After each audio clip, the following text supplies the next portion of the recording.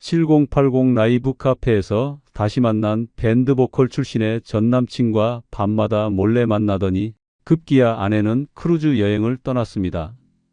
동창 모임이라는 뻔한 거짓말이었죠. 샤워를 하고 진하게 화장을 하며 집을 나서는 그녀를 아무 일 없다는 듯 바라보는 제 모습이 저를 더 미치게 만들었습니다. 당신 그 남자랑 만나는 거 다 알아. 그 말을 입 밖으로 꺼내지 않기 위해 석 달 동안 이를 악물고 버텼습니다. 그들의 은밀한 관계가 밝혀진 그날, 저는 식탁 위에 갈색 봉투 하나를 올려두고 집을 나왔습니다. 그 봉투 안에 든 것들을 보고 아내가 어떤 표정을 짓게 될지 모르겠지만 내 삶을 파괴한 두 사람에게 지옥의 대가를 치르게 하기 위해 저는 모든 것을 걸었습니다. 이야기 시작 전에 꽃밭인생 구독과 좋아요 꾹 한번 눌러주세요. 그럼 오늘의 사연 시작하겠습니다. 저는 30년 넘게 중견 제조업체 인사팀 과장으로 일하다가 작년에 명예퇴직을 했습니다. 퇴직금과 그동안 모아둔 돈으로 아내와 함께 제주도에 게스트하우스를 차리기로 마음먹었습니다. 바다가 보이는 조용한 곳에서 인생 2막을 시작하는 거죠. 아내 혜림은 30년 동안 저를 뒷바라지하며 전업주부로 살았습니다. 저와 결혼하고 나서 줄곧 집안일만 했고 제 월급으로 가게를 꾸려왔습니다. 평범하고 조용한 삶이었습니다. 딸 지은이도 출가했고 손주도 생겼습니다. 이제 제주에서 우리 부부만의 시간을 즐기면 되는 거라고 생각했습니다. 그런데 최근 아내 혜림의 모습이 조금씩 달라지기 시작했습니다. 7080 세대 라이브 카페에 자주 가더니 밤늦게까지 스마트폰으로 생방송을 보는 날이 늘어났습니다. 처음에는 그냥 취미 생활이라고 생각했습니다. 나이 들어서 즐길 게 있다는 건 좋은 일 아닙니까? 친구들과 여행도 자주 가는 것 같았습니다. 어느 날 저녁, 저는 거실 소파에 앉아 커피를 마시고 있었습니다. 혜림은 부엌에서 설거지를 하면서 휴대폰으로 영상을 보고 있었습니다. 스피커에서 흘러나오는 노랫소리가 귀에 익숙하게 들렸습니다. 저는 잠깐 멈칫했습니다. 분명히 어디선가 들어본 멜로디였습니다. 여보, 그 노래 뭐야? 응? 그냥 옛날 노래인데? 혜림은 대수롭지 않게 대답했습니다. 하지만 저는 그 멜로디를 분명히 알고 있었습니다. 혜림이 대학 시절 밴드 동아리에서 불렀던 노래였습니다. 결혼 초에도 몇 번 들어본 적이 있었습니다. 그때 혜림은 옛날 생각나서 창피해라며 웃었던 기억이 납니다. 그거 당신 대학 때 밴드 노래 아냐? 그런가? 들으니까 좋더라고. 그래서 계속 듣고 있어. 혜림은 웃으며 말했지만 그 웃음 뒤로 묘한 경직이 스쳤습니다. 눈빛이 살짝 흔들리는 게 보였습니다. 저는 이상하다는 생각이 들었지만 더 이상 묻지 않았습니다. 며칠 후 저는 혜림의 카카오톡 프로필 사진이 바뀐 걸 발견했습니다. 예전에는 손주 사진이었는데 어느새 젊은 시절 혜림이 마이크를 잡고 노래하는 흑백 사진으로 바뀌어 있었습니다. 배경음악도 설정되어 있었습니다. 역시 그 밴드 노래였습니다. 여보, 프로필 사진 바꿨네?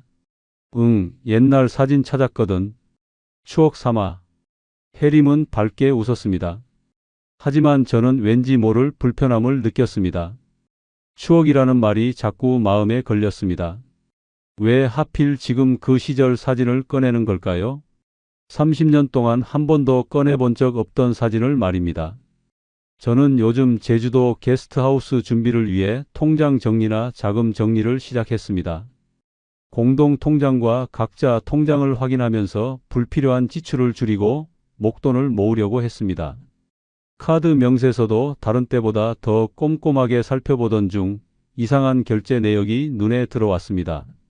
부산 남포동 라이브 카페 15만원, 부산 남포동 라이브 카페 8만원, 부산 남포동 라이브 카페 10만원. 같은 가게에서 한 달에 서너 번씩 결제가 되어 있었습니다. 저는 명세서를 들고 혜림에게 물었습니다. 여보, 이거 뭐야? 부산에 언제 갔었어? 혜림은 잠깐 당황하는 듯 하더니 곧 웃으며 대답했습니다. 하지만 그 웃음이 어딘가 부자연스러웠습니다. 아, 그거? 친구들이랑 가끔 부산 놀러 가거든. 거기 라이브 카페가 분위기 좋아서 한 달에 서너 번씩이나? 요즘 애들이랑 모임이 자주 있었잖아. 신경 쓰지 마. 혜림의 목소리는 차분했지만 저는 뭔가 석연치 않았습니다. 부산까지 그렇게 자주 갈 일이 있을까요? 그것도 같은 카페에만 계속 가다니. 저는 명세서를 다시 펼쳐봤습니다.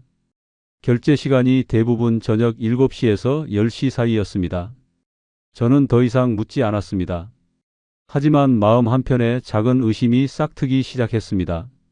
다음 날 저는 혜림이 외출한 사이 거실 서랍을 정리하다가 우연히 카드 영수증 몇 장을 발견했습니다. 부산 남포동의 한 고급 레스토랑, 통영의 해산물 요리집, 그리고 부산역 근처의 카페였습니다. 모두 최근 석 달 사이에 사용한 것들이었습니다. 영수증에 적힌 금액들도 만만치 않았습니다. 한 번에 10만 원, 20만 원씩 쓴 흔적들이었습니다. 저는 영수증을 손에 쥔 채 멍하니 앉아 있었습니다. 혜림은 친구들과 만난다고 하면서도 구체적으로 어디를 가는지 말한 적이 없었습니다. 저는 그저 동창회쯤으로 생각했습니다. 그런데 이 영수증들은 뭘까요? 저는 영수증을 도로 서랍에 넣고 아무렇지 않은 척 저녁을 준비했습니다. 혜림이 돌아왔을 때 저는 평소처럼 웃으며 저녁 식사를 함께 했습니다. 하지만 식탁 너머로 보이는 혜림의 얼굴이 낯설게 느껴졌습니다. 밥을 먹으면서도 혜림은 자꾸 휴대폰을 확인했습니다. 문자가 올 때마다 입가에 미소가 번졌습니다. 며칠 후 혜림은 또 외출 준비를 했습니다. 평소보다 화장을 진하게 하고 새로 산 옷을 입었습니다. 거울 앞에서 한참을 서성이며 머리를 매만지는 모습이 낯설기만 했습니다. 여보, 또 어디가? 친구들이랑 저녁 먹기로 했어. 친구 누구? 왜 자꾸 그래? 평소에는 묻지도 않던 사람이 친구들 만나는 게 이상해? 혜림의 목소리에 짜증이 섞여 있었습니다. 눈빛도 날카로워졌습니다. 저는 더 이상 묻지 않았습니다. 혜림은 가방을 들고 현관문을 나섰습니다. 문이 닫히는 소리가 유난히 크게 들렸습니다. 저는 거실 창문으로 혜림이 택시를 타고 떠나는 모습을 지켜봤습니다. 가슴 속에서 불안이 커져갔습니다. 이상했습니다. 뭔가 크게 잘못되고 있다는 느낌이 들었습니다. 그날 밤 혜림은 11시가 넘어서 돌아왔습니다. 술 냄새가 났습니다.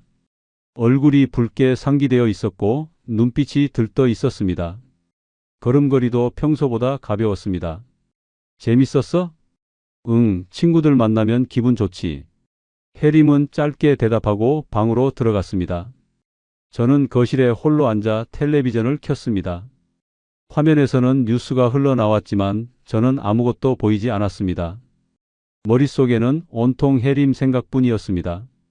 부산 남포동 라이브 카페, 대학 시절 밴드 노래, 바뀐 프로필 사진, 잦은 외출, 진한 화장과 새 옷, 그리고 돌아올 때마다 풍기던 행복한 표정. 저는 혼잣말을 했습니다. 이상하다. 일주일 후 저는 또다시 카드 명세서를 확인하게 되었습니다. 제주도 게스트하우스 자금을 마련하기 위해 지출 내역을 꼼꼼히 살펴보는 게 습관이 되어버렸습니다. 그런데 이번 달 명세서에는 더욱 이상한 항목들이 눈에 들어왔습니다. 부산 남포동 음향장비 전문점 35만 원, 부산 중앙동 악기점 48만 원, 통영 크루즈 여행사 예약금 50만 원, 부산 해운대 고급 레스토랑 23만 원. 저는 명세서를 든 손이 떨리는 걸 느꼈습니다. 음향장비요? 악기점이요? 혜림이 왜 그런 곳에서 돈을 쓴 걸까요? 그것도 한 번에 40만 원, 50만 원씩 말입니다. 그리고 크루즈 여행 예약금이라니. 저는 아무 말도 듣지 못했습니다. 저는 명세서를 펼쳐놓고 한참을 들여다봤습니다. 지난 석 달간의 모든 결제 내역이 거기 있었습니다. 남포동 라이브 카페만 해도 15번이 넘었습니다. 한 번 갈 때마다 10만 원에서 20만 원씩 썼습니다. 그 외에 부산 지역 고급 레스토랑, 카페, 심지어 부티크 의류 매장까지. 모두 합치면 300만 원이 훌쩍 넘는 금액이었습니다. 저녁 식사 자리에서 저는 조심스럽게 물었습니다. 여보, 요즘 카드 쓰는 게 좀 많은 것 같은데? 해림은 반찬을 집다 말고 저를 쳐다봤습니다. 눈빛이 순간 경계하는 듯 했습니다. 숟가락을 놓는 소리가 유난히 크게 들렸습니다. 그래? 어떤 게? 음향 장비랑 악기점에서 결제된 게 있던데. 그게 뭐야? 요즘 당신 악기 배워? 해림은 잠시 망설이더니 밝게 웃었습니다. 하지만 그 웃음이 어딘가 억지스러워 보였습니다. 눈가에 힘이 들어가 있었고 입꼬리가 부자연스럽게 올라가 있었습니다. 아, 그거. 동창회에서 작은 이벤트 하나 준비하는 게 있어서 그래. 친구들끼리 재미로 하는 건데 당신은 신경 쓸 거 없어. 이벤트? 무슨 이벤트인데 음향 장비까지 사? 48만 원짜리를? 그냥 노래 부르고 그런 거야. 다 같이 돈 모아서 하는 건데 내가 먼저 결제해 준 거야. 나중에 다 받을 거니까 걱정하지 마. 해림의 설명은 그럴듯했습니다. 하지만 저는 여전히 석연치 않았습니다. 동창회 이벤트에 음향 장비가 필요할까요? 게다가 악기까지 사다니요. 제가 아는 해림의 친구들 중에 악기를 다루는 사람은 없었습니다. 그럼 크루즈 여행은 뭐야? 예약금 50만 원이나 나갔던데? 저번에는 그런 얘기 안 했잖아. 아, 그건 친구들이랑 다음 달에 가기로 한 거야. 2박 3일로 다녀오는 거야. 괜찮지? 해림은 당연하다는 듯이 말했습니다. 마치 제가 이상한 질문을 하는 것처럼 눈썹을 치켜세웠습니다. 저는 숟가락을 내려놓았습니다. 여보, 우리 지금 제주도 게스트하우스 준비하느라 돈 모으고 있잖아. 이렇게 막 쓰면 안 되는 거 아냐? 막 쓴다니. 친구들이랑 여행 한번 가는 게 그렇게 이상해? 내가 여태까지 집에 있으면서 크게 돈 쓴 것도 없고. 나도 제주도 가기 전에 친구들이랑 시간 좀 보내려고 하는데 왜 그래? 난 몇십 년 동안 당신 월급으로 정말 알뜰하게 살았어. 이제 좀 즐기면 안 돼? 당신도 친구들이랑 골프 치러 다니면서 돈 쓰잖아. 해림의 목소리가 높아졌습니다. 얼굴에 붉은 기가 올랐습니다. 저는 더 이상 말을 잇지 못했습니다. 분위기가 험악해질 것 같았습니다. 해림의 말이 틀린 것도 아니었습니다. 그날 밤 저는 침대에 누워 머릿속으로 지난 석 달간의 지출 내역을 되짚어 봤습니다. 남포동 라이브 카페 10번 이상, 남포동 라이브 카페 15번 이상, 고급 레스토랑 7번, 음향 장비, 악기점, 크루즈 예약금, 부티크 의류 매장, 액세서리 숍, 모두 합치면 300만 원이 훌쩍 넘는 금액이었습니다. 석 달 만의 말입니다. 저희 부부는 평생 검소하게 살았습니다. 외식도 한 달에 한두 번 정도만 했고 옷도 필요한 것만 샀습니다. 명절 때 친척들 만나는 것 외에는 특별한 지출이 거의 없었습니다. 그런데 최근 해림의 소비 패턴은 완전히 달라져 있었습니다. 저는 해림의 옷장을 떠올렸습니다. 며칠 전 옷장 문이 열린 채로 있는 걸 봤었습니다. 그 안에는 새로 산 옷들이 여러 벌 걸려 있었습니다. 화려한 색깔의 블라우스, 세련된 디자인의 원피스, 명품 브랜드 가방까지 모두 최근에 산 것들이었습니다. 가격표가 아직 달린 것도 있었습니다. 저는 억지로 눈을 감고 자려고 노력했지만 도저히 잠이 오지 않았습니다. 그 여자가 대체 왜 이럴까? 다음 날 아침 해림은 평소보다 일찍 일어나 화장을 시작했습니다. 거울 앞에서 한참을 서성이며 립스틱 색깔을 고르고 머리를 손질했습니다. 옷도 새로 산 원피스를 꺼내 입었습니다. 진한 분홍색 원피스에 흰색 가디건을 걸쳤습니다. 귀걸이도 새로 샀는지 반짝이는 걸 착용했습니다. 오늘 또 나가? 응, 언니들이랑 점심 먹기로 했어. 이번 주에만 벌써 두 번째네. 월요일에도 만났잖아. 그래서? 친구들 만나는 게 죄야? 왜 자꾸 그래? 해림의 목소리에 날이 서 있었습니다. 거울 너머로 저를 노려보는 눈빛이 차가웠습니다. 저는 더 이상 말하지 않았습니다. 해림은 가방을 들고 현관으로 향했습니다. 문을 나서기 직전 해림은 뒤돌아보며 말했습니다. 저녁 늦을 수도 있으니까 먼저 드세요. 나 기다리지 말고. 문이 닫혔습니다. 쾅 소리가 크게 울렸습니다. 저는 빈 거실에 홀로 남았습니다. 저는 해림의 서랍을 열어봤습니다. 양심에 찔리는 일이었지만 저는 도저히 참을 수가 없었습니다. 서랍 안에는 영수증들이 가득했습니다. 부산의 고급 레스토랑, 카페, 옷가게, 액세서리숍, 모두 최근 2달 사이의 것들이었습니다. 그 중에서 한 장의 영수증이 눈에 들어왔습니다. 부산 해운대의 한 호텔 레스토랑이었습니다. 결제 금액은 23만 원. 날짜는 지난달 15일. 저는 그날을 기억했습니다. 해림은 친구들이랑 부산에서 하루 묵고 온다고 말했었습니다. 여자들끼리 동창회 여행이라고 했습니다. 저는 영수증을 손에 쥔 채 주저앉았습니다. 가슴이 답답했습니다. 숨이 막히는 것 같았습니다. 친구들이랑 여행을 간다면서 왜 이렇게 비싼 호텔 레스토랑에서 식사를 한 걸까요? 오랜만에 좋은 데서 분위기 좀 낸 걸까요? 하지만 일반 식당도 아니고 굳이 호텔 레스토랑을, 모든 게 그냥 이상하게 느껴졌습니다. 오후가 되었습니다. 해림에게서 문자가 왔습니다. 나 오늘 늦어요. 저는 답장을 보내지 않았습니다. 저는 거실 소파에 앉아 멍하니 시간을 보냈습니다. 텔레비전을 켰지만 무슨 프로그램이 나오는지 하나도 보이지 않았습니다.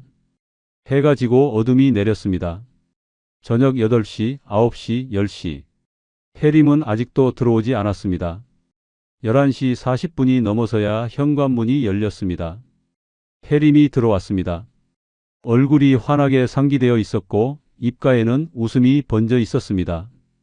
늦었네? 해림은 짧게 말하고 방으로 들어갔습니다. 저를 쳐다보지도 않았습니다. 저는 거실에 그대로 앉아 있었습니다. 저는 혼잣말을 했습니다.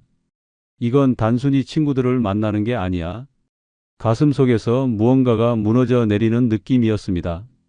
30년 동안 쌓아온 믿음이 조금씩 금이 가고 있었습니다. 저는 주먹을 꽉 쥐었습니다. 손톱이 손바닥에 파고들었지만 아프지 않았습니다. 저는 그날 밤 결심했습니다. 더 이상 눈 감고 있을 수 없다고. 진실을 알아야 한다고. 며칠 후 저는 해림의 휴대폰을 우연히 보게 되었습니다. 아침 8시쯤이었습니다. 해림이 샤워를 하러 간 사이 거실 테이블 위에 놓인 휴대폰에서 알림음이 울렸습니다. 화면에 메시지 미리 보기가 떠 있었습니다. 상민 오빠, 오늘 저녁 7시에 만나요. 기다릴게요. 저는 그 자리에 얼어붙었습니다. 상민 오빠요? 상민이라는 이름이 누구죠? 저는 해림의 친구들 중에 상민이라는 이름을 들어본 적이 없었습니다. 아니, 오빠라고요? 여자친구들끼리 만난다고 하지 않았나요? 손이 떨렸습니다. 심장이 두근거렸습니다. 화면이 꺼지기 전에 저는 발신자 이름을 확인했습니다. 상민 오빠라고 저장되어 있었습니다. 저는 손이 떨렸습니다. 가슴이 두근거렸습니다. 뭔가 크게 잘못되고 있다는 확신이 들었습니다. 제 예감은 틀린 적이 없었습니다. 욕실에서 물 흐르는 소리가 멈췄습니다. 저는 재빨리 소파로 돌아가 앉았습니다. 텔레비전 리모컨을 집어들고 뉴스를 켰습니다. 해림이 나왔습니다. 머리에 수건을 두르고 화장을 지운 맨얼굴이었습니다.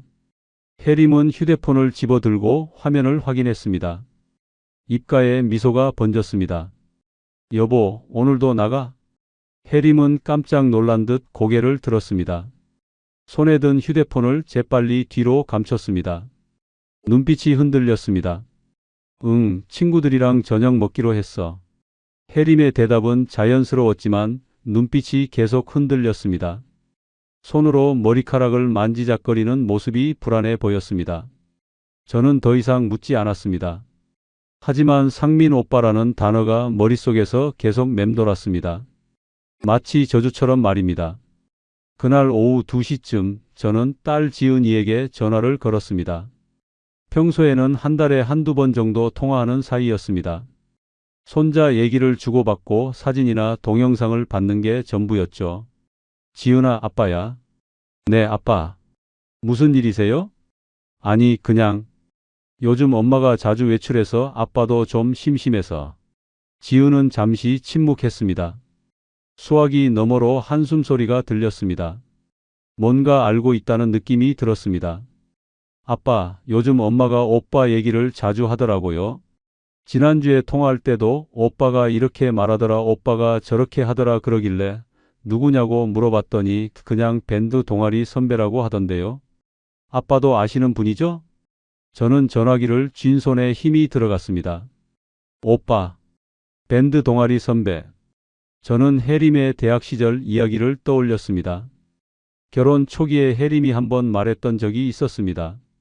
대학 때 밴드 동아리에서 활동했다고, 그때 좋아하던 보컬 선배가 있었다고, 졸업하고 연락이 끊겼다고 했었습니다. 그 선배 이름이 뭐야?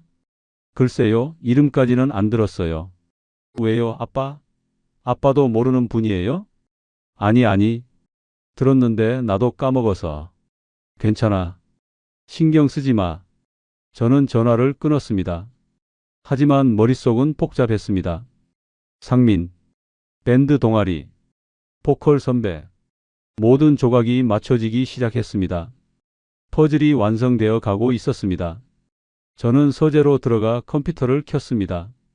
손이 떨려서 키보드를 제대로 누르기 힘들었습니다. 검색창에 부산 남포동 라이브 카페를 입력했습니다. 여러 개의 검색 결과가 나왔습니다. 그중 하나가 눈에 들어왔습니다. 남포동 7080 추억의 라이브 카페 사장 오상민. 오상민. 그 이름을 본 순간 제 심장이 멈추는 것 같았습니다. 그 이름을 클릭해서 들어가 보니 사진들이 가득했습니다. 무대 위에서 노래를 부르는 중년 남자의 사진이 있었습니다. 기타를 들고 마이크 앞에 서 있는 모습이었습니다. 저는 사진을 확대했습니다. 남자의 얼굴을 자세히 들여다봤습니다. 낯이 익었습니다. 아주 오래전에 본 것 같은 얼굴이었습니다. 그리고 문득 기억났습니다.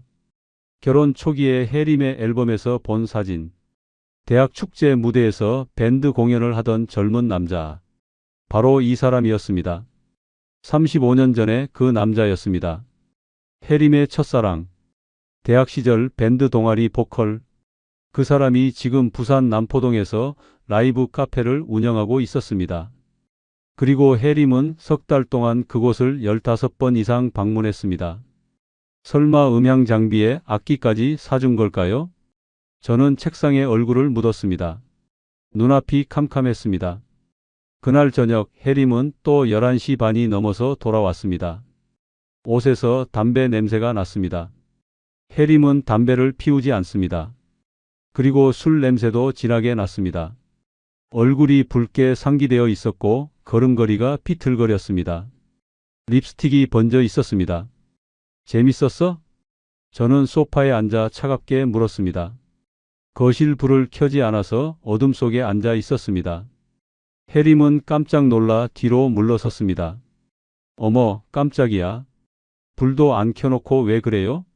물었잖아. 재밌었냐고. 저는 다시 물었습니다. 혜림은 잠깐 저를 쳐다보더니 고개를 끄덕였습니다. 응, 오랜만에 동창들 만나서 좋았어. 저는 더 이상 묻지 않았습니다. 아내의 입에서 어떤 말이 나올지 두려웠거든요. 다음 날 아침 저는 일찍 일어나 친구 도철에게 전화를 걸었습니다. 밤새 한숨도 못 잤습니다. 김도철 변호사. 고등학교 동창이자 제 유일한 친구였습니다. 같은 나이지만 도철은 아직도 왕성하게 법률 사무소를 운영하고 있었습니다. 이혼 전문 변호사였습니다. 저희는 한 달에 한 번씩 만나 소주 한잔하는 사이였습니다. 아침 9시가 되자마자 저는 도철에게 전화를 걸었습니다. 도철아, 나야. 오늘 시간 돼? 무슨 일이야? 아침부터. 목소리가 왜 그래? 많이 안 좋은데? 급한 일이 좀 있어서 그래. 점심때 만날 수 있어? 아니면 지금 당장이라도. 도철은 잠시 침묵하더니 진지한 목소리로 대답했습니다. 그래, 12시에 사무실로 와. 내가 점심 사줄게. 저는 전화를 끊고 옷을 갈아입었습니다. 해림은 아직 방에서 나오지 않았습니다. 저는 해림을 깨우지 않고 조용히 집을 나섰습니다. 도철의 법률사무소는 시내 중심가에 있었습니다. 11층 건물의 5층이었습니다. 저는 엘리베이터를 타고 올라가 사무실 문을 열었습니다. 유리문에 김도철 법률사무소라는 간판이 붙어 있었습니다. 비서가 저를 안내했고 도철은 책상 앞에서 서류를 보고 있었습니다. 혜준아, 앉아. 도철은 안경을 벗으며 저를 바라봤습니다. 그의 눈빛이 심각해졌습니다. 제 얼굴을 보자마자 뭔가 큰일이 생겼다는 걸 알아챈 모양이었습니다. 눈밑이 새카맣게 멍들어 있었고 얼굴은 창백했습니다. 무슨 일이야? 얼굴이 왜 그래? 밤새 잠도 못 잤구나. 저는 의자에 앉아 한참을 말없이 있었습니다. 어디서부터 어떻게 말해야 할지 몰랐습니다. 가슴이 답답했습니다. 목이 막혔습니다. 눈물이 날 것 같았지만 참았습니다. 혜림이가 바람을 피우는 것 같아. 저는 겨우 그 한마디를 꺼냈습니다. 목소리가 떨렸습니다. 도철은 눈을 크게 떴습니다. 안경을 책상 위에 내려놓았습니다. 잠시 말을 잇지 못했습니다. 뭐라고? 혜림 씨가? 30년을 아무 일 없이 산 혜림 씨가? 응. 몇 달 전부터 이상했어. 부산에 자주 가더니 알고 보니까 대학 시절 첫사랑을 만나고 있는 것 같아. 오상민이라는 남자고 지금 남포동에서 라이브 카페를 운영하는 것 같아. 저는 가방에서 카드 명세서와 영수증들을 꺼내 도철에게 건넸습니다. 그리고 휴대폰으로 찍어둔 문자 메시지 사진도 보여줬습니다. 상민 오빠, 오늘 저녁 7시에 봬요. 기다릴게요. 그 문자를 보는 순간 또다시 가슴이 무너지는 느낌이었습니다. 도철은 명세서를 한 장 한 장 넘기며 꼼꼼히 살펴봤습니다. 얼굴이 점점 굳어졌습니다. 입술을 깨물었습니다. 손가락으로 금액 부분을 짚으며 중얼거렸습니다. 음향 장비 35만 원, 악기점 48만 원, 크루즈 예약금 50만 원, 호텔 레스토랑 23만 원. 이거 다 혜림 씨가 쓴 거야? 응. 300만 원이 넘어.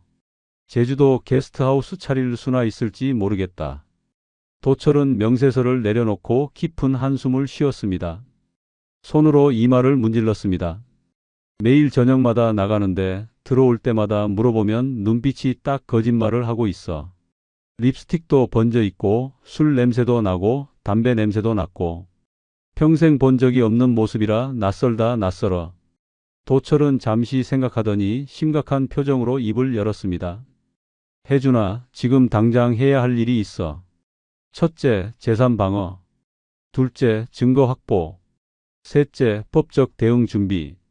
이 세 가지를 동시에 진행해야 해. 재산 방어? 그래. 혜림 씨가 그 남자한테 돈을 계속 대주고 있잖아. 이 상태로 두면 혜림 씨가 공동 재산을 다 날릴 수도 있어.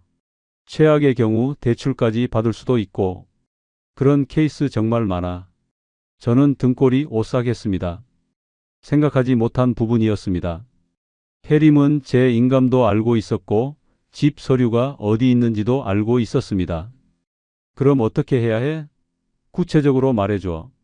도철은 메모지를 꺼내 펜으로 적기 시작했습니다. 또박또박 쓰면서 설명했습니다. 첫째, 공동 통장을 분리해. 당신 돈을 별도 계좌로 옮겨. 오늘 당장. 둘째, 부동산 지분을 정리해. 집이 공동 명의지? 그럼 딸 지은이한테 매매 형식으로 넘겨. 증여세 문제도 있으니까 매매가 낫겠어. 셋째, 혜림 씨 명의 카드를 정지시켜. 더 이상 돈이 나가지 않게. 넷째, 혜림 씨가 접근할 수 있는 모든 금융 계좌의 비밀번호를 바꿔. 저는 도철의 말을 하나하나 받아 적었습니다. 손이 떨렸지만 또박또박 적었습니다. 메모지가 글씨로 가득 찼습니다. 그리고 증거 확보가 제일 중요해. 불륜 사실을 입증할 수 있는 증거가 있어야 위자료를 받을 수 있거든. 사진, 영상, 문자 메시지, 통화 기록, 모텔이나 호텔 출입 기록. 이런 게 필요해. 특히 둘이 함께 있는 사진이나 영상이 결정적이야. 그런 걸 어떻게 구해? 내가 직접 따라다녀야 되는 거야? 도철은 잠시 망설이더니 서랍에서 명함 한 장을 꺼내 저에게 건넸습니다. 사설 탐정이야. 박기택이라는 사람인데 내가 아는 사람이고 실력이 좋아. 이 사람한테 맡기면 확실한 증거를 구할 수 있을 거야. 비용은 좀 들겠지만 필수니까 꼭 연락해서 맡겨봐. 저는 명함을 받아들었습니다. 핸드폰 번호와 사무실 주소가 적혀 있었습니다. 얼마나 들어? 최소 2~300만 원 정도는 잡아야지. 하지만 그 돈으로 확실한 증거를 잡으면 위자료로 몇 천만 원은 받을 수 있어. 그리고 상간소송도 걸 수 있고. 상간소송? 응. 불륜 상대한테도 손해배상 청구해야지. 너가 피해자니까. 오상민이라는 그 남자한테도 책임을 물을 수 있어. 위자료는 혜림 씨한테 받고 상간소송은 그 남자한테 거는 거지. 저는 고개를 끄덕였습니다. 머릿속이 복잡했지만 도철의 설명은 명확했습니다. 길이 보이기 시작했습니다. 혜준아, 지금부터는 감정적으로 움직이면 안 돼. 냉정하게 전략적으로 가야 된다. 혜림 씨한테 흔들리면 안 돼. 울고불고 빌어도 절대 넘어가면 안 돼. 이제부터는 진짜 전쟁이야. 내 재산과 노후는 지켜야지. 그동안 어떻게 일했는데? 저는 도철을 바라봤습니다. 친구의 눈빛이 단호했습니다. 저는 고개를 끄덕였습니다. 알겠어. 도철은 제 어깨를 두드렸습니다. 힘들겠지만 이겨내야 해. 내가 법적으로 최대한 도와줄게. 바로 탐정한테 연락해서 미행 의뢰해. 크루즈 여행 간다고 했지? 그때가 결정적 증거를 잡을 기회야. 배 위에서 둘이 있는 사진만 찍어도 끝이야, 끝. 저는 명함을 주머니에 넣었습니다. 가슴이 무겁게 눌렸습니다. 하지만 동시에 뭔가 해야 할 일이 명확해진 느낌이었습니다. 더 이상 막연하게 불안해하지 않아도 되었습니다. 싸울 방법이 생긴 겁니다. 무기가 생긴 겁니다. 고맙다, 도철아. 저는 도철과 함께 사무실을 나섰습니다. 점심을 먹는 동안 도철은 구체적인 절차들을 하나씩 설명해 줬습니다. 식사를 마치고 사무실로 돌아올 때 도철이 마지막으로 말했습니다. 혜준아, 혜림 씨한테 절대 먼저 그 남자 이야기 꺼내지 마. 답답해도 나중에 크루즈에서 돌아온 다음에 한 방에 끝내는 거야. 그 전까지는 평소처럼 행동해. 알겠지? 연기를 해야 해. 알겠어. 최대한 자연스럽게 행동할게. 엘리베이터를 타고 내려오면서 저는 생각했습니다. 이제 시작이구나. 저는 주먹을 꽉 쥐었습니다. 저는 그날 저녁 박기택 탐정에게 전화를 걸었습니다. 명함에 적힌 번호를 눌렀습니다. 손이 떨렸습니다. 이런 전화를 해본 적이 없었으니까요. 3번의 신호음 후 낮고 침착한 남자 목소리가 들렸습니다. 여보세요. 박기택 탐정사무소입니다.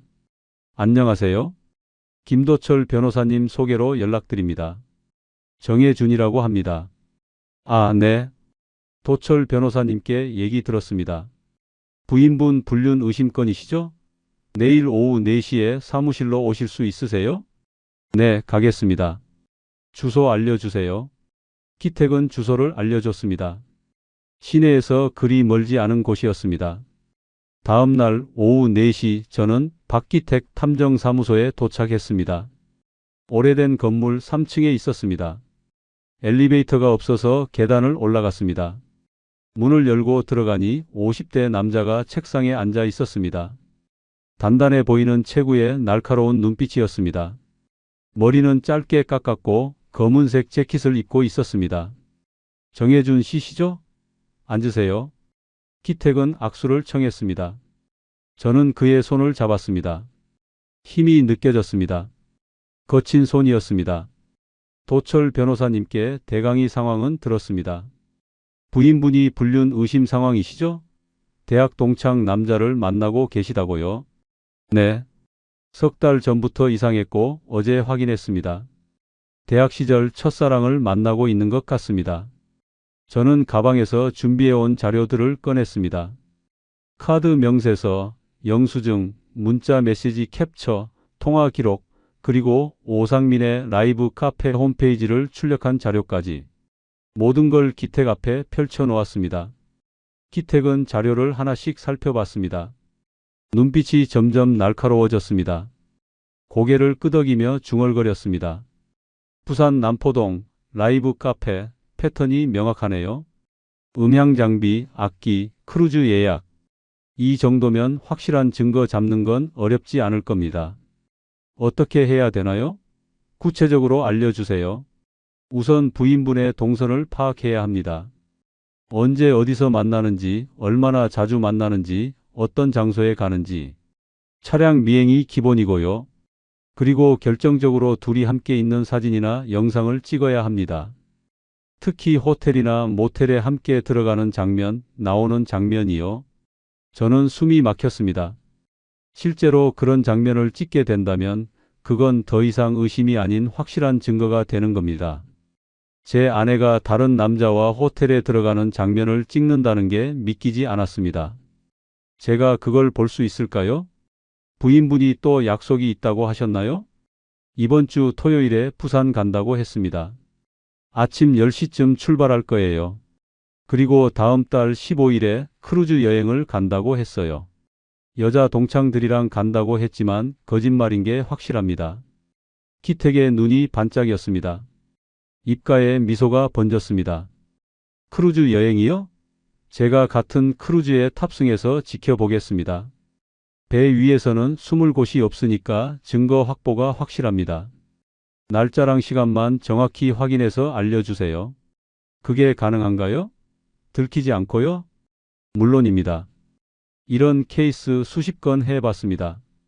크루즈는 밀폐된 공간이라 오히려 증거 확보가 쉽습니다. 도망갈 데도 없고요. 레스토랑, 데크, 객실 앞 다 찍을 수 있습니다. 저는 계약서에 서명했습니다. 펜을 쥔 손이 떨렸습니다. 선입금 300만 원.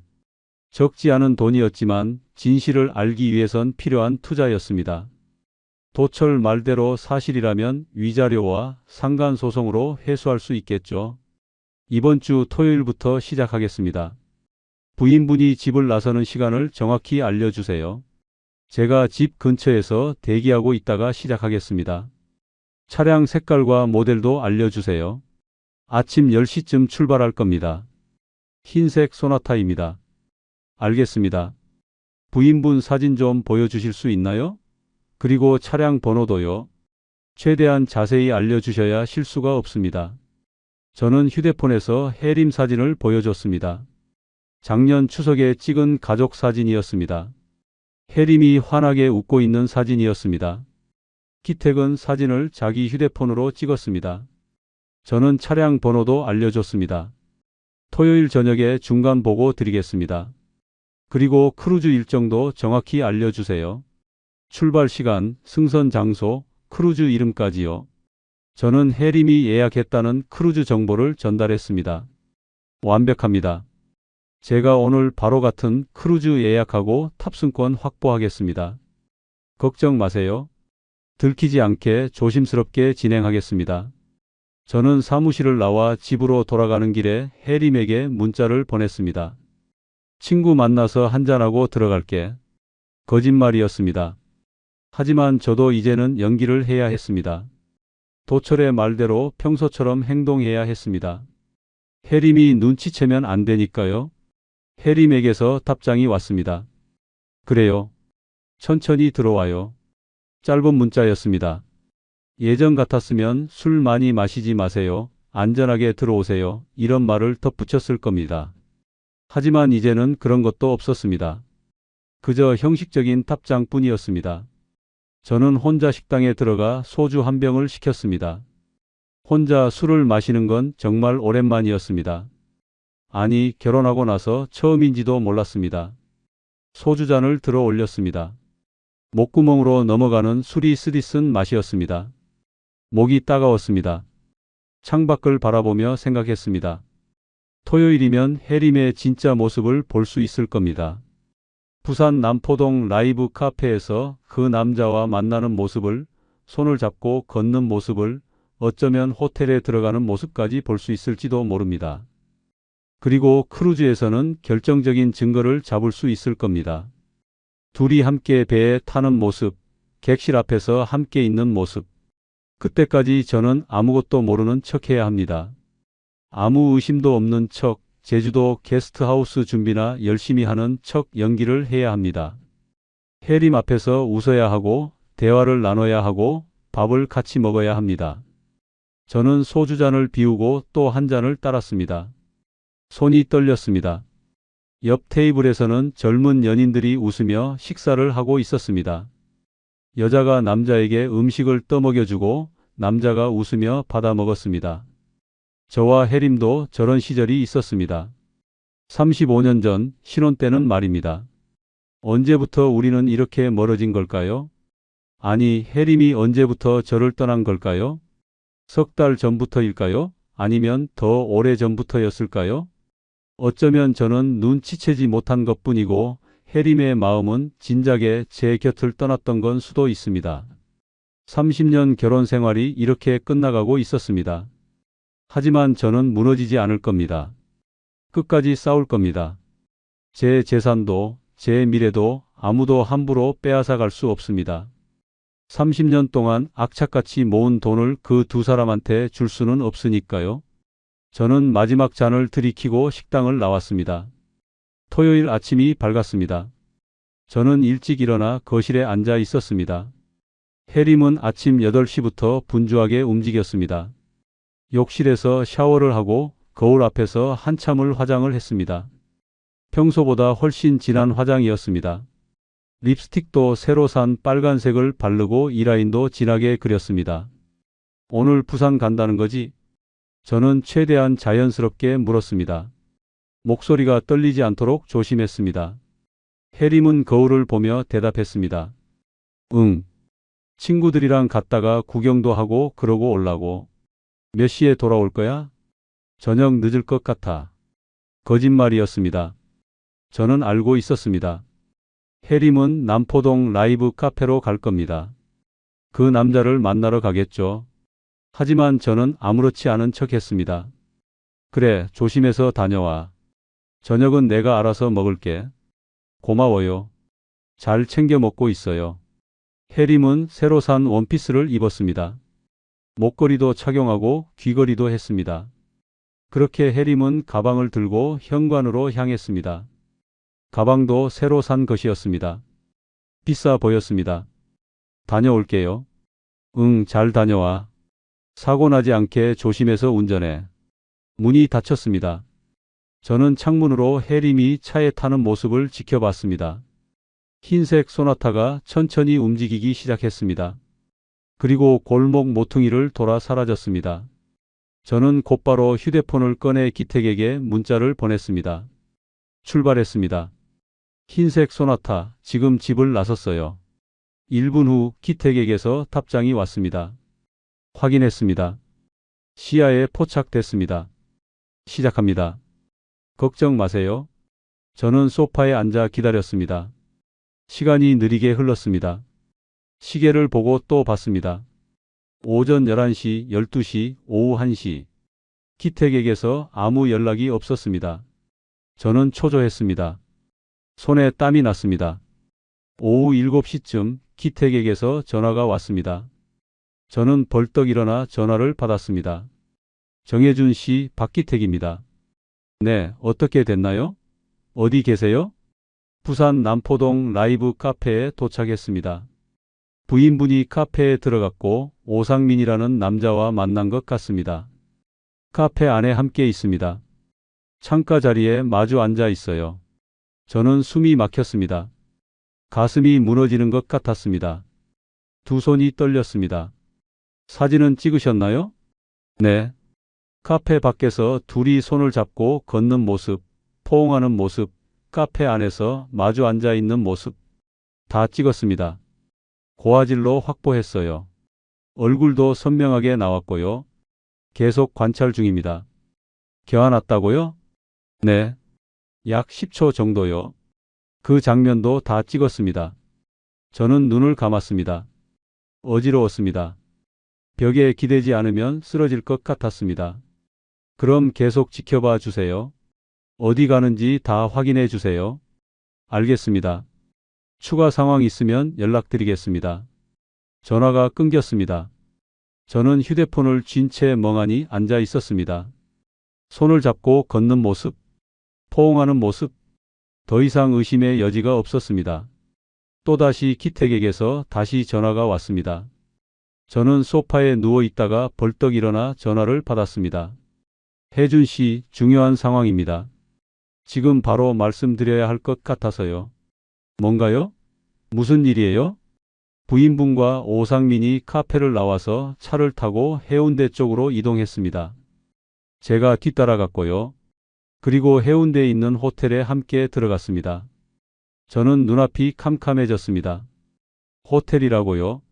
함께 호텔에 들어갔다고요? 손에서 휴대폰이 떨어질 뻔했습니다. 일단은 제가 호텔 로비에서 대기 중입니다. 나오는 모습도 찍겠습니다. 네, 알겠습니다. 저는 전화를 끊고 소파에 쓰러졌습니다. 온몸에 힘이 빠졌습니다. 아내가 다른 남자와 호텔에 들어갔습니다. 이제 더 이상 의심이 아니었습니다. 확실한 사실이었습니다. 제 아내는 바람을 피우고 있었습니다. 해림은 새벽이 되어서 집에 돌아왔습니다. 저는 그때까지 잠을 자지 않고 기다리고 있었습니다. 좀 늦었네?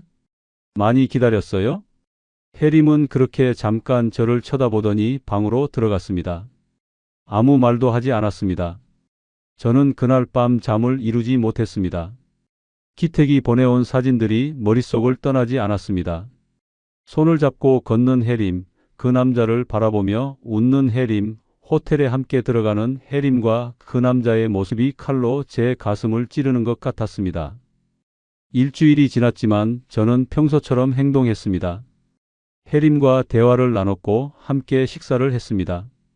하지만 제 마음은 이미 썩어 문드러지고 있었습니다. 해림을 볼 때마다 호텔에 들어가는 모습이 떠올랐습니다. 그 남자와 포옹하는 모습이 떠올랐습니다. 그렇게 하루하루 피가 말라가는 시간을 보냈습니다. 크루즈 출발 날은 점점 다가왔고요.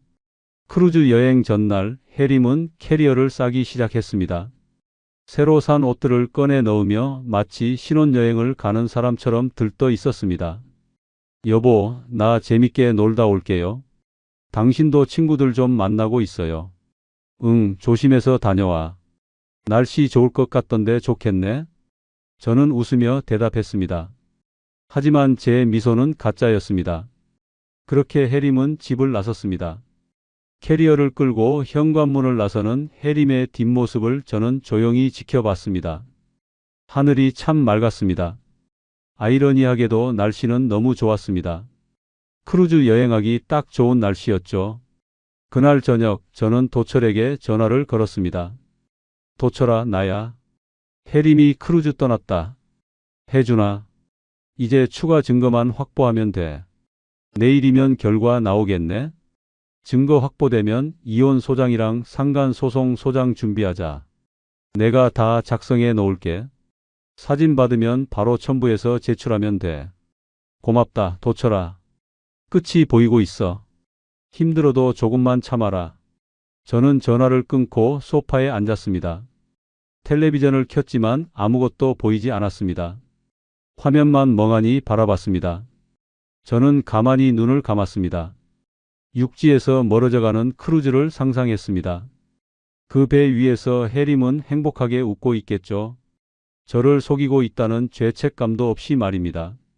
그 남자와 함께 석양을 보고 함께 저녁을 먹고 함께 밤을 보내겠죠. 하지만 그 배가 돌아오면 해림의 인생도 완전히 바뀔 겁니다. 이제 마지막 순간만 기다리면 됩니다. 그러면 제가 느끼는 이 고통의 순간도 끝이 나겠죠.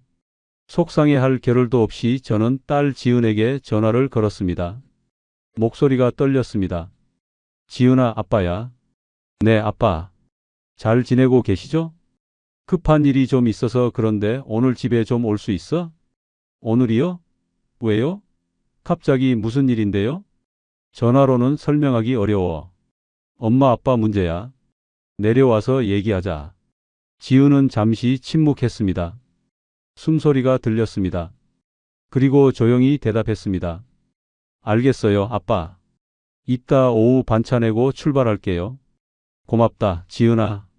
조심해서 와. 저녁 무렵 지은이가 도착했습니다. 아빠, 무슨 일이에요? 엄마는 어디 갔어요? 전화도 안 받으시던데? 들어와. 안에서 얘기하자. 저는 지은을 거실로 안내했습니다.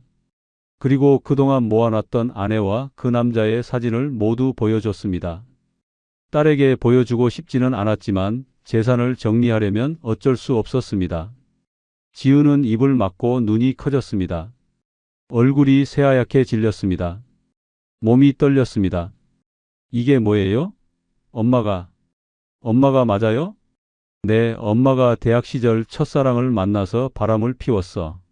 지금은 그 남자랑 크루즈 여행을 떠났고, 지은은 소파에 주저앉았습니다. 눈물이 흘러내렸습니다. 어깨가 들썩였습니다. 아빠, 엄마가 어떻게 이럴 수가. 지은아, 들어. 아빠가 지금부터 하는 말 잘 들어야 해. 나는 내 엄마랑 이혼할 거야. 그리고 저 남자한테 상간소송을 걸 거야. 하지만 그 전에 재산을 정리해야 해. 이 집을 내 명의로 넘길 거야. 매매 형식으로, 법적으로 문제없게. 집을요? 왜요? 아빠 집인데요. 네, 엄마가 재산 분할 청구하면 이 집이 반으로 나뉘어. 그럼 집을 팔아야 할 수도 있어. 그래서 미리 내 명의로 넘기는 거야. 매매 계약서를 쓰면 법적으로 문제없어. 도철 삼촌이 다 확인했어. 지은은 고개를 끄덕였습니다. 아빠, 저는 아빠 편이에요. 엄마가 이럴 거라고는 생각도 못했어요. 엄마가 우리한테 어떻게 이럴 수가 있어요. 그날 저녁 도철도 집에 왔습니다. 손에 서류 봉투를 들고 있었습니다. 표정이 굳어 있었습니다. 혜준아, 다 준비했어. 이혼 소장, 상간 소송 소장, 재산 분할 포기 각서, 그리고 집 매매 계약서. 모두 법적 효력 있게 작성했어. 저희는 거실 식탁에 앉아 서류를 하나씩 확인했습니다. 지은은 집 매매 계약서에 서명했습니다. 이제 등기부등본 이전만 하면 돼. 내일 아침 9시에 등기소 가자. 내가 같이 갈게. 고맙다, 도철아. 저는 이혼 소장을 펼쳐봤습니다. 거기에는 해림의 불륜 사실, 증거 목록, 위자료 청구 금액 5천만 원이 적혀 있었습니다. 그리고 상간 소송 서류에는 상민에게 청구하는 손해배상금 3천만 원이 적혀 있었습니다. 총 8천만 원이었습니다. 8천만 원으로 제 상처가 씻기지는 않겠지만 그래도 이게 최선이라면 최선을 다해 두 사람에게 벌을 내려야겠죠. 그렇게 저는 다음날 지은이와 함께 서류 정리를 마무리하고 나오자마자 지은이가 울먹였습니다. 아빠, 저는 지은이를 꼭 안아줬습니다.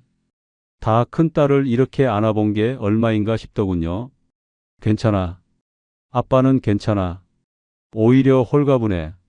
이제 거짓말 속에서 살지 않아도 되니까.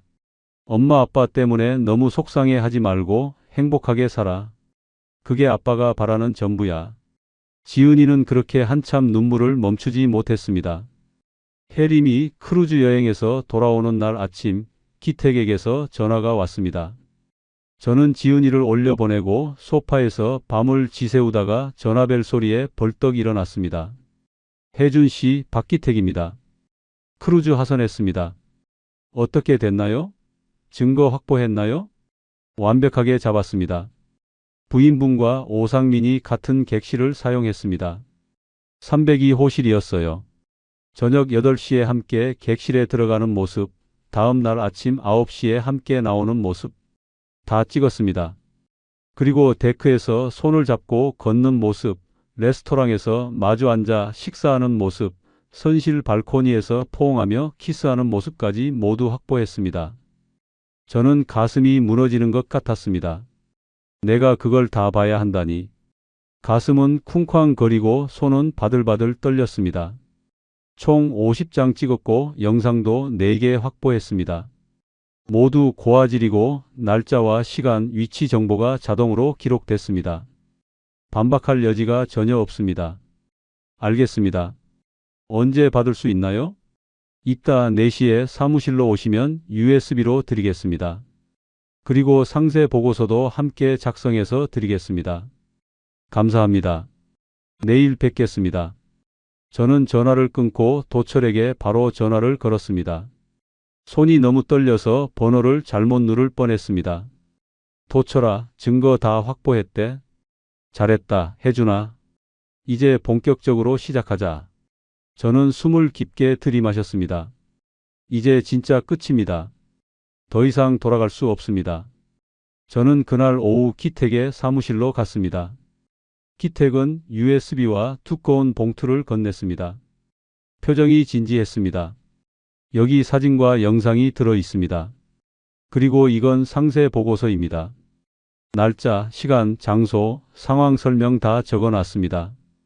저는 USB를 받아 들었습니다. 작은 USB 하나에 30년 결혼 생활의 끝이 담겨 있었습니다. 무게가 느껴지지 않았지만 제 손은 떨렸습니다. 수고하셨습니다. 정말 감사합니다. 덕분에 진실을 알게 됐네요.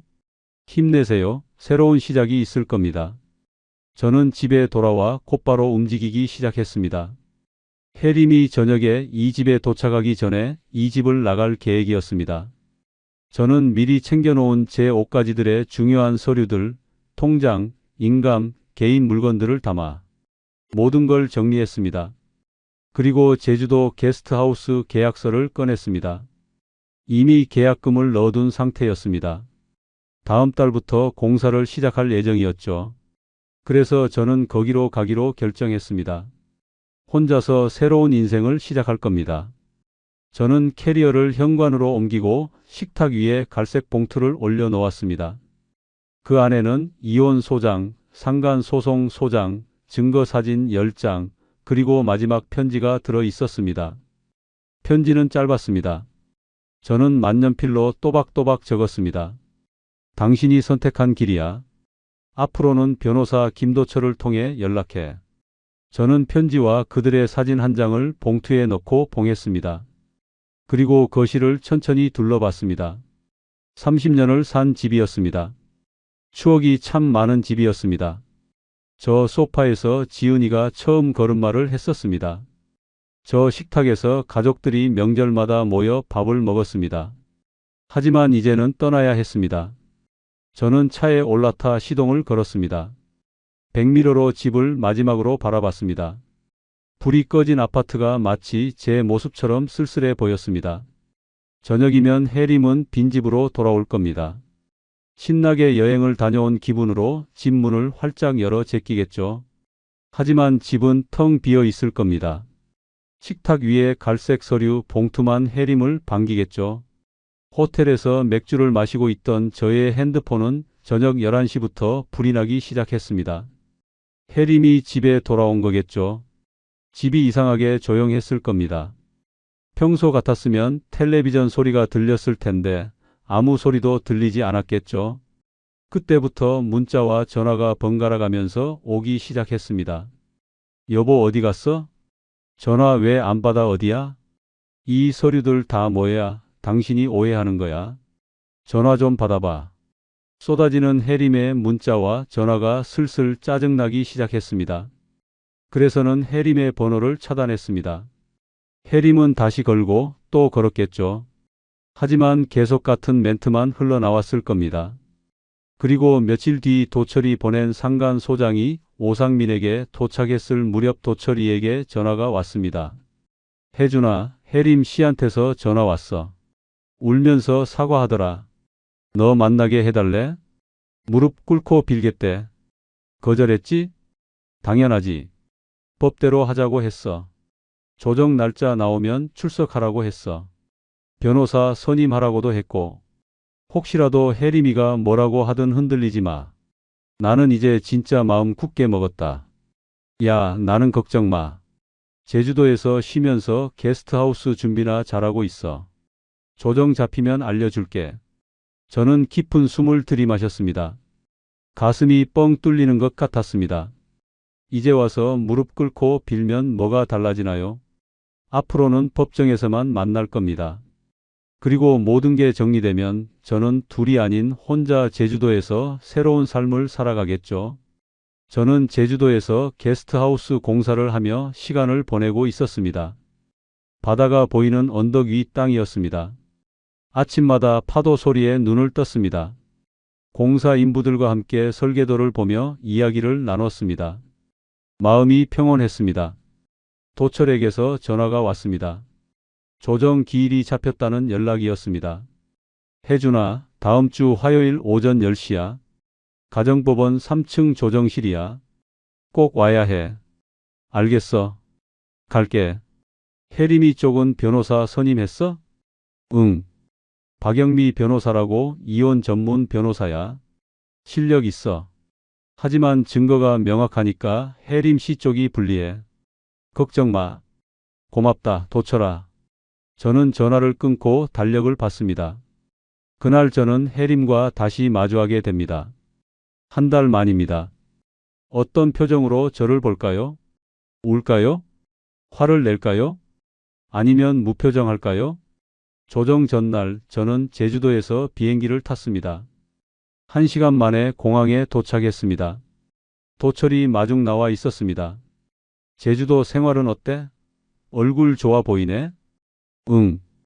바다 보면서 지내니까 마음이 편해. 공사도 순조롭고. 잘 됐다. 내일 조정 잘 마무리하자. 혜림 씨가 위자료 금액 깎아달라고 할 거야. 절대 안 돼. 5천만 원 그대로 받아야 해. 알겠어. 내 말대로 할게. 그날 밤 저는 호텔 방에서 잠을 이루지 못했습니다. 내일이면 혜림을 만납니다. 30년을 함께 살았지만 인사도 없이 헤어진 그 사람을 법정에서 만난다고 생각하니 기분이 이상했습니다. 다음 날 아침 9시 저는 도철과 함께 가정법원에 도착했습니다. 많은 사람들이 복도를 오갔습니다. 저희는 3층 조정실 앞에서 기다렸습니다. 9시 50분쯤 혜림이 나타났습니다. 여자 변호사와 함께였습니다. 혜림은 저를 보자마자 멈춰 섰습니다. 얼굴이 창백했습니다. 살이 많이 빠져 있었습니다. 눈밑이 까맣게 그늘져 있었습니다. 여보. 혜림이 저를 불렀습니다. 목소리가 떨렸습니다. 저는 대답하지 않았습니다. 혜림의 변호사가 혜림의 팔을 잡았습니다. 혜림 씨, 조정실로 들어가시죠. 개인적인 대화는 안 됩니다.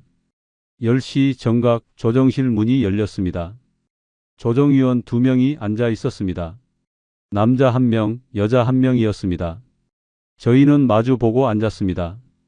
중간에 긴 테이블이 있었습니다. 혜림은 계속 저를 쳐다봤습니다. 눈물이 그렁그렁했습니다. 남자 조정위원이 입을 열었습니다.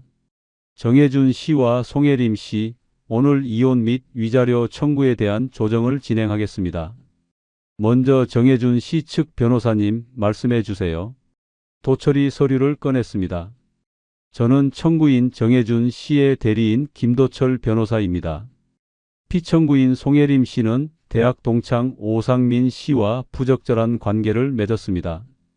증거 자료가 충분합니다. 사진과 영상, 카드 사용 내역, 통화 기록 등이 있습니다.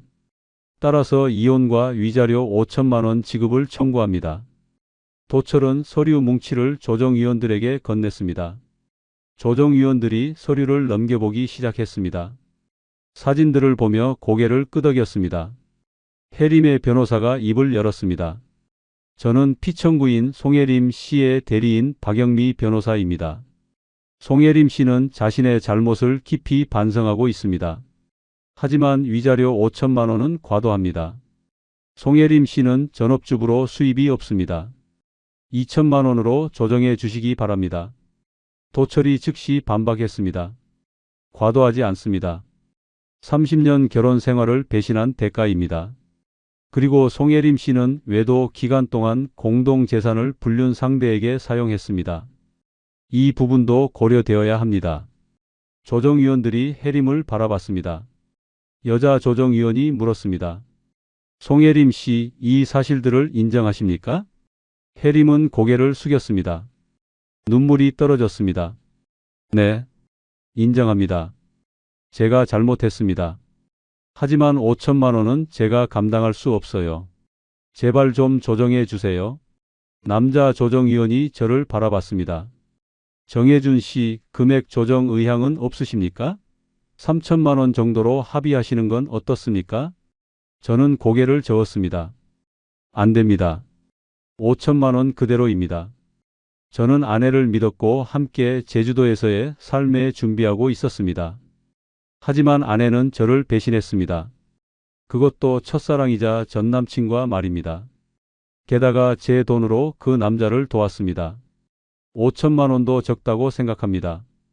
혜림이 울음을 터뜨렸습니다. 여보, 제발요. 제가 정말 잘못했어요. 내가 뭐가 쉬었나 봐요. 용서해줘요. 다시는 안 그럴게요. 제발요. 저는 혜림을 똑바로 바라봤습니다. 처음으로 눈을 마주쳤습니다. 이미 끝났어. 용서는 없어. 법대로 하겠습니다. 혜림은 테이블에 얼굴을 묻고 울었습니다. 어깨가 들썩였습니다. 조정은 2시간 동안 계속되었습니다. 결국 조정위원들이 결론을 내렸습니다. 증거가 명확하므로 이혼은 인정됩니다. 위자료는 4천만 원으로 조정하겠습니다. 양측 모두 동의하십니까? 도철이 저를 쳐다봤습니다. 저는 고개를 끄덕였습니다. 1,000만 원 깎였지만 받아들이기로 했습니다. 동의합니다. 혜림의 변호사도 고개를 끄덕였습니다. 동의합니다. 조정조서가 작성되었습니다. 저희는 서명했습니다. 도장을 찍었습니다. 30년의 결혼이 그렇게 끝났습니다. 종이 한 장에 서명하는 것으로 모든 게 끝났습니다. 조정실을 나올 때 혜림이 저를 붙잡으려 했습니다. 여보, 제발 한 번만 더 얘기해요. 제발요. 저는 혜림의 손을 뿌리쳤습니다. 이제 상간 소송도 곧 시작되니까 그쪽도 준비하라고 전해. 저는 도철과 함께 법원을 나섰습니다. 복도를 걸어 엘리베이터를 탔습니다. 뒤에서 혜림이 우는 소리가 들렸습니다. 하지만 저는 돌아보지 않았습니다. 밖으로 나오니 햇빛이 눈부셨습니다. 차가운 겨울 공기가 상쾌했습니다. 도철이 제 어깨를 두드렸습니다. 잘했다, 혜준아. 고맙다, 도철아. 정말 내 덕분에 여기까지 왔다. 아직 남은 소송이 있지만 이제 정말로 자유의 몸이 되었습니다. 이혼 조정이 끝나고 몇 달이 지났습니다. 제주도는 아직 쌀쌀했지만 제 마음에는 봄이 오고 있었습니다. 게스트하우스 공사가 거의 끝나가고 있었습니다. 바다가 보이는 2층 건물에 객실 5개를 만들었습니다. 각 방마다 창문을 크게 내서 바다가 한눈에 보였습니다. 저는 매일 아침 일찍 일어나 바다를 걸었습니다. 파도 소리를 들으며 생각을 정리했습니다. 60대에 새로 시작하는 인생이었습니다. 이혼을 겪고 나니 다른 것들은 두렵지 않았습니다. 그때 도철에게서 전화가 왔습니다. 혜준아, 상간 소송 판결 났어. 오상민한테 2,500만 원 배상 판결 나왔어. 항소 안 하겠대. 다음 달까지 입금한대. 그래? 고생했다, 도철아. 뭘? 당연한 거지. 그리고 혜림 씨 위자료 매달 입금하고 있지? 응, 조금씩 보내고 있더라고. 그래, 혹시라도 안 들어오면 나한테 바로 연락하고. 잘 지내고 있어. 나도 곧 제주도 한번 내려갈게. 그래, 꼭 놀러 와라. 저는 전화를 끊고 바다를 바라봤습니다. 위자료 4천만 원, 상간 소송 배상금 2,500만 원, 합계 6,500만 원이었습니다. 큰 돈이었습니다. 이 돈으로 게스트하우스의 부족한 부분을 마무리해야겠습니다. 며칠 후 지은이도 제주도로 찾아왔습니다. 사위 도훈과 함께였습니다. 손주 민준이와 서윤이도 데려왔습니다. 아빠, 게스트하우스 정말 멋있어요. 바다도 보이고 너무 좋은데요? 그치? 젊은 사람들도 좋아하겠지? 그럼요. 대박 날 것 같은데요? 지은은 고개를 끄덕였습니다. 손주들이 뛰어놀았습니다. 민준이가 제게 다가왔습니다. 할아버지, 여기서 살아요? 응, 할아버지는 이제 여기서 살아. 바다 보면서. 저도 여기서 살고 싶어요. 저는 민준이를 안아 올렸습니다. 가벼웠습니다. 따뜻했습니다. 아이의 웃음소리가 집안을 가득 채웠습니다. 저녁에 지은 가족과 함께 식사를 했습니다. 근처 식당에서 해물탕을 먹었습니다. 사위 도훈이 말했습니다. 아버님, 제주도 오시길 정말 잘하신 것 같아요. 얼굴이 훨씬 좋아지셨어요. 그래? 고맙다. 마음이 편하니까 그런가 보다. 연기하면서 사는 게 힘들더라고. 맞아요. 아버님 앞으로 좋은 일만 있으실 거예요. 다음 날 아침 딸네 가족은 서울로 돌아갔습니다. 저는 공항까지 배웅했습니다. 아빠, 자주 연락할게요. 그래, 너희도 행복하게 살아라. 애들 잘 키우고. 비행기가 떠나는 모습을 지켜본 후 저는 게스트하우스로 돌아왔습니다. 인테리어 업체 직원들이 마지막 작업을 하고 있었습니다. 거실에 큰 소파를 들여놓고 주방의 식기들을 정리했습니다. 모든 게 새 것이었습니다. 일주일 후 게스트하우스가 완성되었습니다. 저는 간판을 달았습니다. 바다가 보이는 집이라고 썼습니다. 단순했지만 마음에 들었습니다. 예약 사이트에 올렸습니다. 사진을 찍어 올리고 가격을 책정했습니다. 1박에 15만 원이었습니다. 비싸지도 싸지도 않은 가격이었습니다. 사흘 후 첫 손님이 왔습니다. 30대 부부였습니다. 신혼여행으로 제주도에 왔다고 했습니다. 사장님, 여기 정말 좋네요. 바다가 너무 가까워요. 감사합니다. 편히 쉬다 가세요. 아침 식사는 9시에 준비해 드릴 거? 저는 손님들을 위해 아침을 준비했습니다. 된장찌개, 계란말이, 김, 멸치볶음. 간단하지만 정성스럽게 만들었습니다. 손님들이 맛있게 먹는 모습을 보니 뿌듯했습니다. 손님들이 떠난 후 방을 정리했습니다. 침대 시트를 갈고 화장실을 청소했습니다. 일이 힘들었지만 보람 있었습니다. 제 손으로 무언가를 만들어가는 느낌이었습니다. 그렇게 한 달이 흘렀습니다. 손님들이 계속 왔습니다. 주말에는 예약이 가득 찼습니다. 리뷰도 좋았습니다. 사장님이 친절하세요. 바다가 정말 예뻐요. 조용하고 편안해요. 이런 댓글들이 달렸습니다. 어느 날 저녁, 저는 2층 베란다에 앉아 맥주를 마셨습니다. 석양이 바다를 붉게 물들였습니다. 파도가 규칙적으로 밀려왔다 나갔습니다. 갈매기가 울었습니다. 저는 생각했습니다. 만약 해림이 바람을 피우지 않았다면 어땠을까? 하지만 그런 생각들은 다 부질없는 거겠죠. 지금 저는 자유롭습니다. 아침에 일어나 바다를 보고 손님을 맞이하고 밥을 해주고 청소를 하고 그렇게 하루하루를 살아가고 있습니다. 단순한 생활 같지만 그러다 보니 더 생각할 시간 없이 시간을 보낸 것 같습니다. 휴대폰이 울렸습니다. 도철이었습니다. 혜준아, 나야. 잘 지내? 응, 잘 지내. 손님도 너무 많이 온다. 바빠 죽겠어. 그래? 잘 됐다. 참, 혜림 씨 소식 들었어? 요즘 식당에서 설거지 알바한대. 그래? 자업자득이지 뭐. 이제 그 여자 생각할 시간도 없다. 그렇게 저는 도철과 전화를 끊고 다시 바다를 바라봤습니다. 별이 하나둘 떠올랐습니다. 밤하늘이 아름다웠습니다. 몇 달 전 가슴이 뛰고 손이 부들거리던 저와는 달리 지금은 더할 나위 없이 편안합니다. 그리고 아직 내가 할 수 있는 게 많다는 현실이 그저 행복합니다. 저는 맥주잔을 들어 올리며 하늘을 향해 건배했습니다. 나의 새로운 시작을 위하여. 오늘의 이야기 어떠셨나요? 주인공 혜준에게 하고 싶은 말씀이 있으시면 여러분의 생각을 댓글로 편하게 나눠주세요. 이 이야기가 마음에 와 닿으셨다면 구독과 좋아요 그리고 알림 설정을 통해 더 많은 이야기에 함께해 주세요. 다음에 더 좋은 이야기로 찾아뵙겠습니다. 꽃밭 인생이었습니다. 당신 아들이나 다름없는 애한테 돈 좀 쓰는 게 그렇게 아까워요. 남자가 쫓아나게. 73년 인생을 지탱해온 나의 견고한 성이 무너지는 건 미자가 들어오고 고작 몇 달이 걸리지 않았습니다. 교양 프로그램이 흐르던 거실은 시끄러운 화투판 소음과 여자들 술 냄새로 뒤덮였고 내 핏줄인 아들이 우리 집을 찾아왔다. 그녀에게 문전박 대당하며 쫓겨날 때 그녀의 아들은 내 카드로 유흥가를 드나들며 내 피 같은 돈을 쓰고 있었습니다. 활발하고 유쾌한 성격, 나와는 다른 삶을 사는 새로움, 손맛 좋은 반찬에 속은 제 잘못이겠죠. 지금 와서 생각해보면 저는 속은 게 아니라 그냥 외로움에 눈이 멀었던 것 같습니다.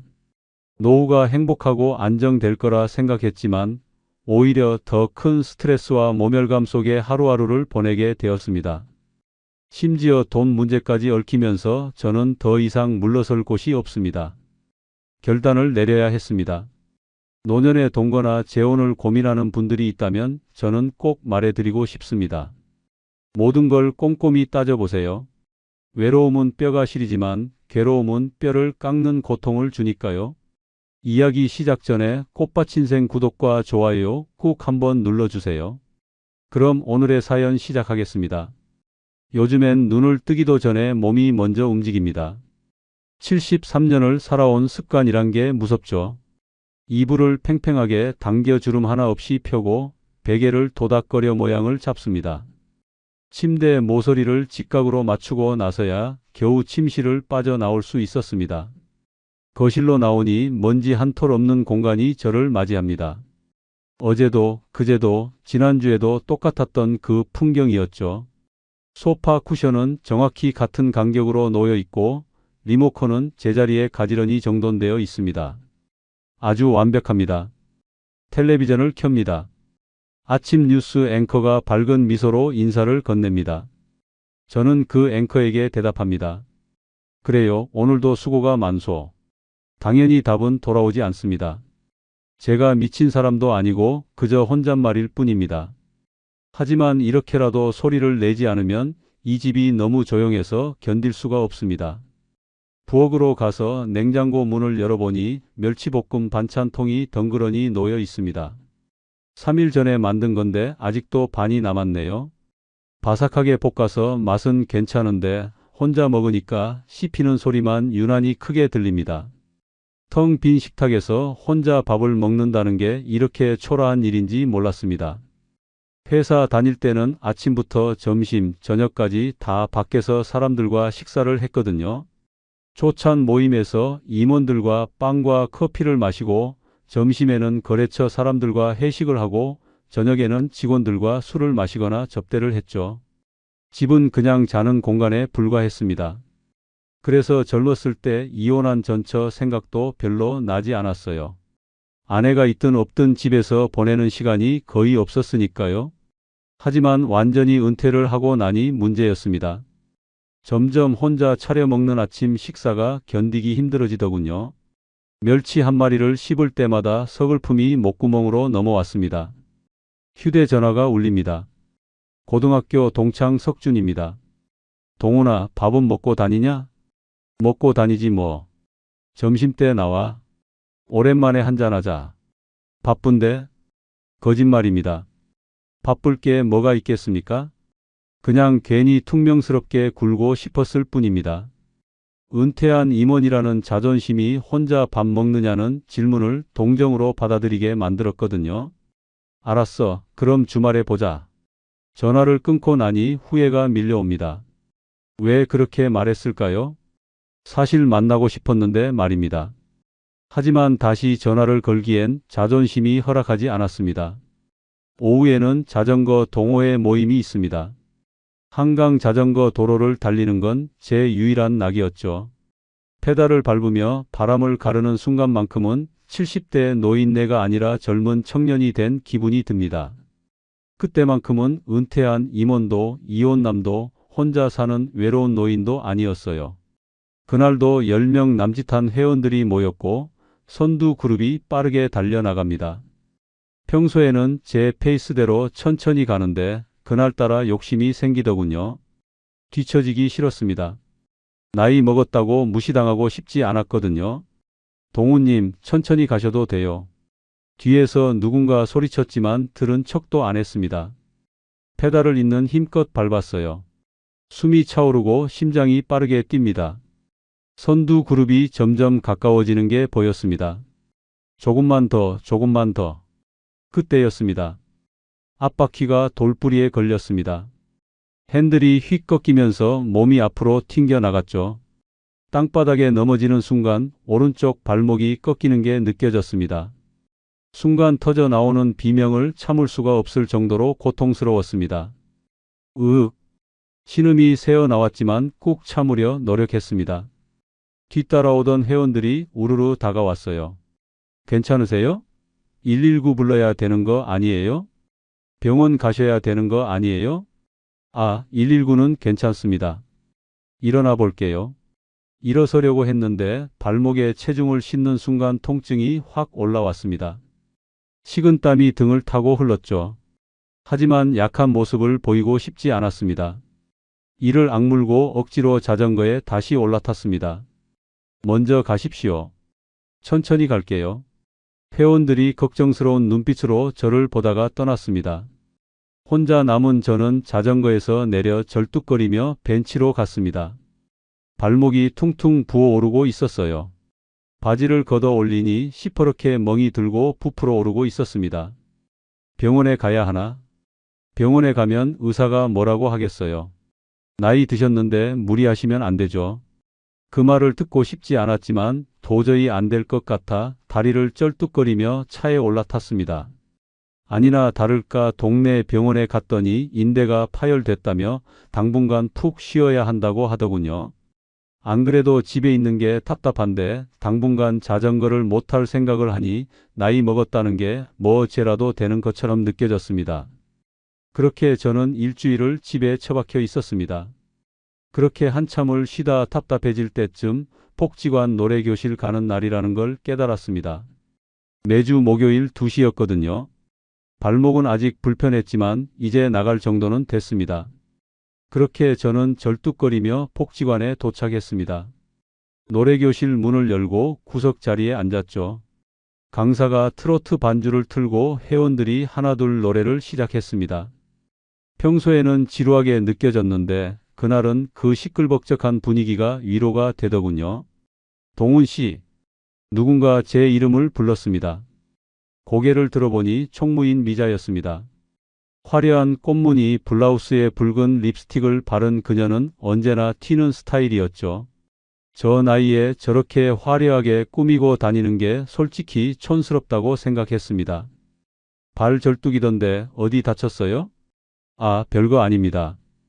별거 아니긴요. 바지 좀 걷어보세요. 미자가 주저없이 제 바지를 걷어 올렸습니다. 그녀의 손이 제 발목에 닿았어요. 어머, 언제 이렇게 됐어요? 아직도 붓기가 있어 보이는데 쉬시지 여기는 왜 왔어요? 그냥 집에 있기가 싫어서요. 솔직하게 말하고 나니 왠지 부끄러웠습니다. 미자가 가방에서 파스를 꺼냈어요. 그리고는 제 발목에 정성스럽게